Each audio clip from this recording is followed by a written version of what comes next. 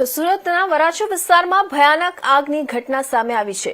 ભરતનગર વિસ્તારમાં ખાતા નંબર 46 અને 47માં અચાનક આગ ભભૂકી ઉઠતા વિસ્તારમાં અફરાતફરી મચી ગઈ હતી। ઘટનાની જાણ થતાં જ ફાયર વિભાગનો કાફલો તાત્કાલિક સ્થળ પર પહોંચી ગયો હતો, જ્યાં 4 ફાયર બ્રિગેડની ગાડીઓ દ્વારા આગ પર કાબુ મેળવવાનો પ્રયાસ શરૂ કરવામાં આવ્યો હતો। આગ દરમિયાન એલપીજી સિલિન્ડરમાં વિસ્ફોટ થતા પરિસ્થિતિ વધુ ગંભીર બની ગઈ હતી। ફાયર ટીમે હાઇડ્રોલિક પ્લેટફોર્મની મદદથી 3 માળ પર આવેલા બંધ પતરાના શેડને તોડી અંદર ફસાયેલા લોકોને બહાર કાઢવાની કામગીરી હાથ ધરી હતી। રેસ્ક્યુ ઓપરેશન દરમિયાન કુલ 11 લોકોને સુરક્ષિત બહાર કાઢવામાં આવ્યા હતા।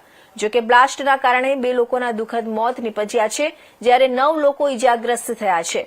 ફાયર ફાઇટિંગ દરમિયાન સ્થળ પરથી કુલ 8 એલપીજી સિલિન્ડર પણ મળી આવ્યા છે। ઇજાગ્રસ્તોને તાત્કાલિક સારવાર માટે હોસ્પિટલ ખસેડવામાં આવ્યા છે। પ્રાથમિક તપાસ મુજબ શોર્ટ સર્કિટના કારણે આગ લાગી હોવાની આશંકા વ્યક્ત કરવામાં આવી રહી છે। આપણે ભરતનગરમાં ખાતા આવેલા છે, ખાતા નંબર છે 46-47, તેમાં કોઈ અગમ્ય કારણસર આગ લાગેલી, જેની અંદર વિભાગને જાણ થતાં ફાયર વિભાગને તરત જ 4 ફાયર સ્ટેશનની ગાડી ઘટના સ્થળ પર મોકલી આપેલી। ત્યારબાદ સિલિન્ડર હતા જે બ્લાસ્ટ થતા હતા અંદર, અને 8 સિલિન્ડર અમે અત્યારે હાલ ઓલરેડી કાઢેલા છે, જેનો કબજો પોલીસને સોંપેલું છે, જેમાંથી 3 સિલિન્ડર બ્લાસ્ટ થઈ ગયેલ છે। અને ખાતા છે બંને 46 અને 47, જેમાં ત્રીજા માળ ઉપર એ લોકોએ પતરાનો શેડ બનાવેલો છે, જે પતરાનો શેડ હાઇડ્રોલિક પ્લેટફોર્મથી અને ફાયર ટીમ દ્વારા એ પતરાનો શેડ કાપી। તો જામનગરના ઐતિહાસિક ભુજિયા કોઠાને 19